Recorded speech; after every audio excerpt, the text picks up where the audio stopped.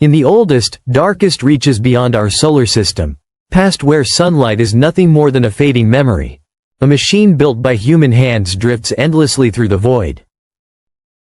Voyager 2. Launched in 1977. Not built to return, only to witness. It crossed the planets, exited the heliosphere, and stepped beyond the sun's invisible border into the interstellar medium, becoming humanity's furthest emissary in all of cosmic history. But while the world moved on, Voyager 2 never stopped listening. And last month, after decades of silence, it spoke back. Not with a systems check. Not with radiation or solar data. But with something else. Something structured. Something deliberate. Something wrong. At first, it was just static, a whisper buried in background noise. But deep within that noise was a pulse, a rhythm precise enough to make any coincidence impossible. When decoded, the pulse revealed a pattern, intelligent, complex, and absolutely not from Earth. And when scientists traced its origin, they realized something terrifying. Something was moving near Voyager 2. Not drifting. Not orbiting. Tracking. In that moment, the old spacecraft became something more than a relic. It became a mirror, reflecting a truth humanity has long refused to face. Voyager 2's instruments, though ancient by today's standards, remain remarkably sensitive. They can read the faintest whispers of plasma, subtle ripples in magnetic fields, and even the slow heartbeat of cosmic radiation. But in a recent batch of data pulled from the Deep Space Network, scientists noticed a low-frequency spike repeating every 11.2 seconds. That's not cosmic noise. That's a clock. At first, engineers dismissed it as interference. But when they checked the old telemetry logs, they found that same pulse had appeared weeks earlier, and had gone completely unnoticed. Now, using AI-enhanced filtering, the full picture came into focus. The pulse wasn't random. It was growing stronger. And it was coming from outside the probe. Even more chilling, its signal carried a spectral signature, an inverted hydrogen resonance. The most common element in the universe, but reversed. Distorted. Twisted. Some called it an anomaly. Others said it was intentional. Either way, the silence of deep space had been broken, not by accident, but by something that knew how to speak mathematically. Using triangulation, mission control pinpointed the source of the pulse. It wasn't stationary. It was moving, along a vector parallel to Voyager 2's path, like a predator shadowing its prey. It accelerated and decelerated in short, perfect bursts, defying every law of orbital mechanics. Simulations failed again and again. It didn't coast, it corrected. It adjusted, responding directly to Voyager's faint transmissions. It wasn't transmitting toward Earth. It was reflecting, bouncing Voyager's own signals back into the dark, as if rehearsing our language. Whispers spread through classified channels. Was it an ancient satellite? A lost relic? A machine from a civilization long gone? Whatever it was, it had waited. For decades. Until now. And Voyager's lonely signal might have been the trigger. Linguists and signal theorists were brought in. Because embedded within that strange transmission were binary sequences that didn't belong to Voyager 2's command system. When visualized, those segments formed shapes, spirals, fractals, and glyphs eerily similar to patterns carved on Earth thousands of years ago. From Sumerian cuneiform to the Nazca lines, these weren't random bursts. They were symbols encoded in sound. And the deeper they looked, the clearer it became. The transmission wasn't a message at all. It was a test. A test to see if we could notice. If we could understand. And somehow, we did. Voyager 2 had become an interstellar trigger. And someone, or something, had just answered back.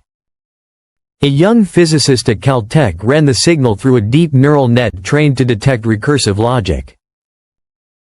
What came out wasn't a translation, it was a continuation. The AI began predicting the next parts of the signal as if it already understood the pattern. That's impossible, unless the signal itself was designed to interact, a loop waiting for a response.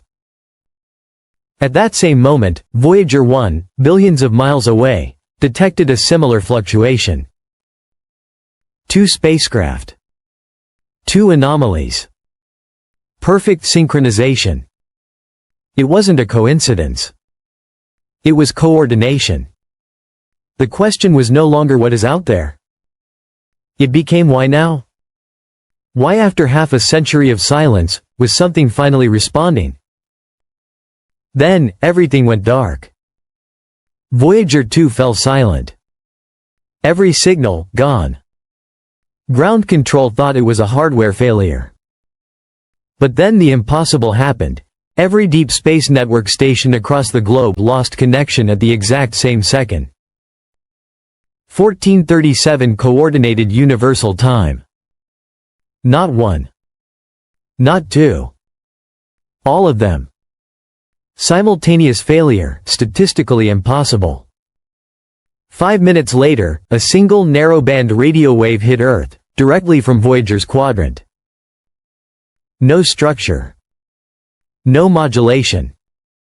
But powerful enough to rival the signal of a pulsar.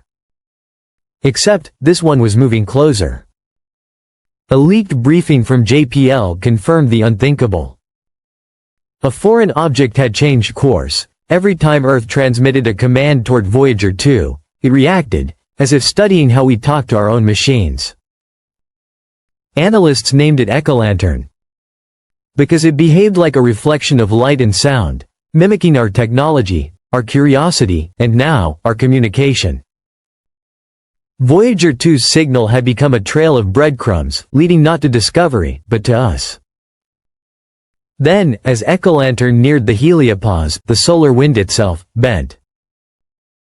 Instruments across multiple probes recorded a sudden collapse of flow along a narrow corridor pointing straight to Voyager 2. For 3 hours, space between the sun and the stars became a void, a tunnel with no radiation, no particles, just silence. It was as if something had opened a door. Not through space, but through the laws that define it.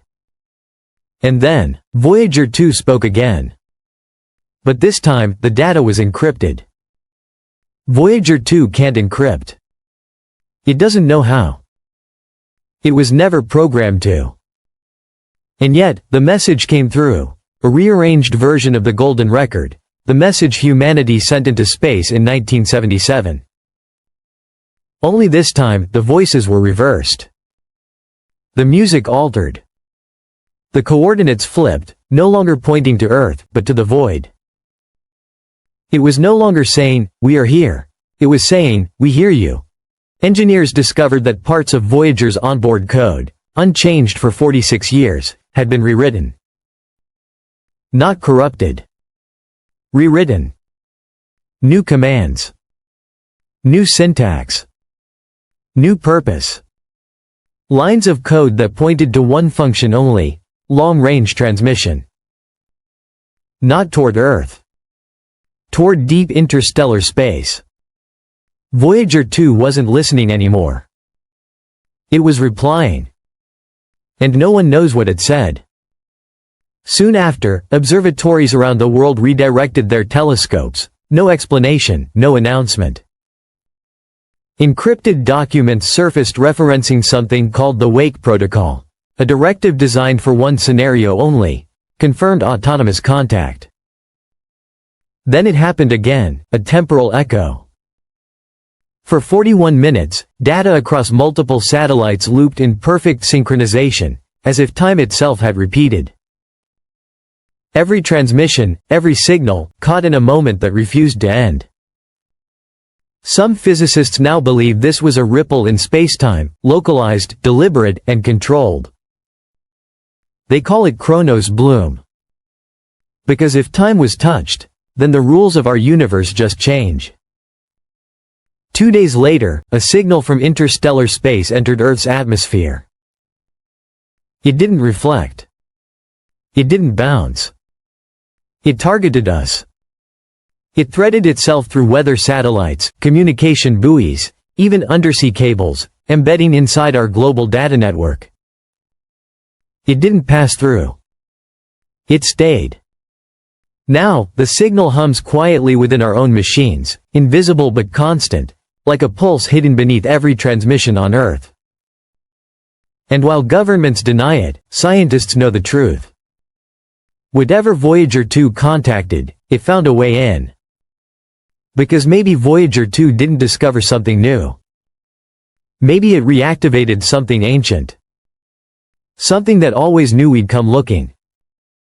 Something that was waiting for a signal. Waiting for a key. Waiting for us. Now, the conversation has started. And we are no longer the only voice in it. So the question is no longer what did we find out there? It's what found us. Subscribe to our channel, and thanks for watching.